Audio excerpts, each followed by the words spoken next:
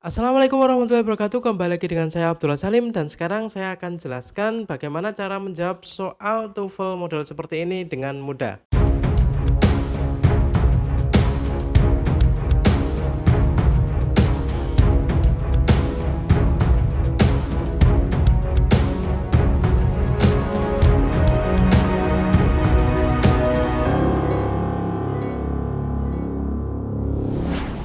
Oke, langsung aja ya. Jadi ini adalah soal TOEFL sentence completion. Kita diminta untuk melengkapi kalimat ini. Untuk bisa melengkapi kalimat yang rumpang ini, yang paling mudah kalian cek dulu apakah unsur utama pada kalimat ini udah ada atau belum. Unsur utama pada kalimat adalah subjek dan verb. Oke, kita cek apakah ada subjeknya. Ternyata ada, hurricanes. Setelah itu verbnya ini ya, move, verb 1. Kita lanjut cek lagi, ternyata di sini kita nemuin kata kerja. Jadi are atau to be itu termasuk kata kerja ya, kata kerja hubung atau disebut juga linking verb. Jadi ketika sebuah kalimat itu terdapat dua verb, ya harusnya ada kata hubungnya. Karena ketika terdapat dua kata kerja berarti kalimat ini terdapat dua klausa. Nah, kita tinggal cari kata hubung dan subjeknya aja karena verbnya kan udah ada ini pada klausa kedua. Kita tinggal cari di jawaban aja. Ternyata jawaban yang A, that itu merupakan kata hubung ya. Jadi that, which, kata-kata tanya seperti when, where, what, kayak gitu dia bisa menjadi konektor ya atau kata hubung. Pilihan A, B sama-sama kombinasi antara konektor dan subjek ya. Ternyata C, D juga sama. Gimana dong? Untuk bisa menjawab soal ini kalian harus tahu konsep adjective clause. Aku kasih teorinya aja ya biar kalian lebih cepat pahamnya. Oke, sekarang kita fokus ke penjelasan yang ini.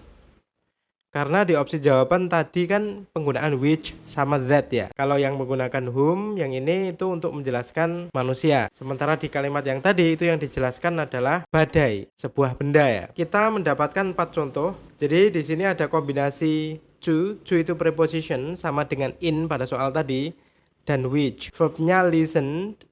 Di sini tidak ada prepositionnya karena prepositionnya berpindah ke depan. Setelah itu, opsi yang kedua, di sini ada which dan ada preposition setelah verbnya yaitu to.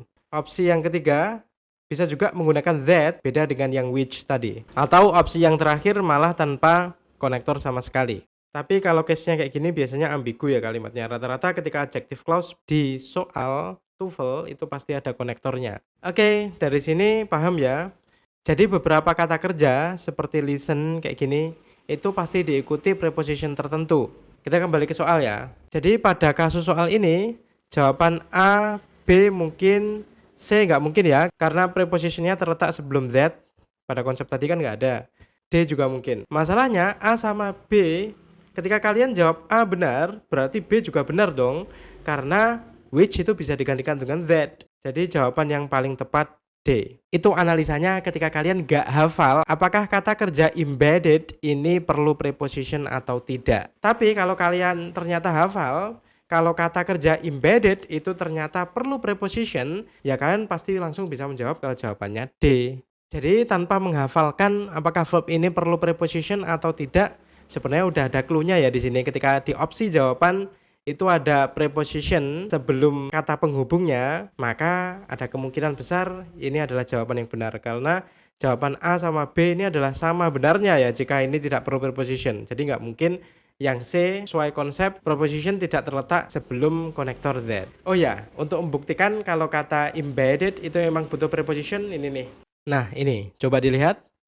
Embedded diikuti dengan in. Embedded in.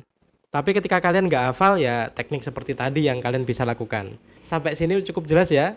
Kalau kalian masih ada yang ditanyakan jangan sungkan-sungkan tulis saja di kolom komentar. Dan terima kasih udah nonton. See you on the next video. Wassalamualaikum warahmatullahi wabarakatuh.